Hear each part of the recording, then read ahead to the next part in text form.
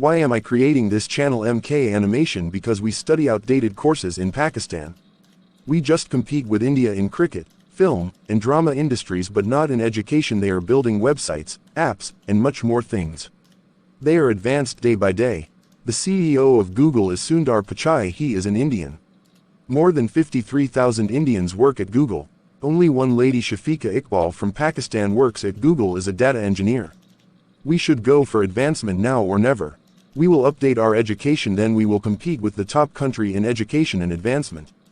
We will give every country healthy competition in education. And my life goal is to provide the best education for the student of the whole world. This channel provides education and learning about computer technology.